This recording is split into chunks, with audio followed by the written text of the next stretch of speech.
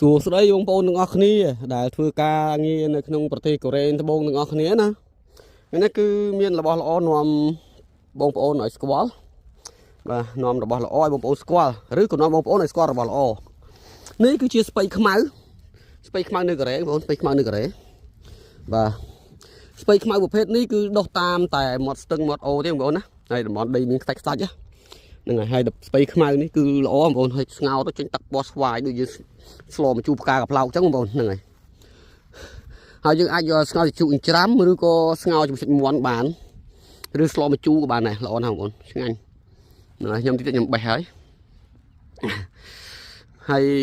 បងប្អូនត្រូវការម្ហូបអីតនេដើរតាមមាត់អូមិនខ្វះម្ហូបអីបងប្អូនណាមានពណ៌ទាំងពណ៌ខៀវនេះពណ៌ខៀវអញ្ចេះហើយនឹងពណ៌ស្វាយអញ្ចេះហើយដុះរៀបទាំងដីហ្នឹងហើយអរគុណច្រើនណាស់កុំភ្លេចជួយ share ចែកគ្នាដឹងផងហ្នឹងហើយ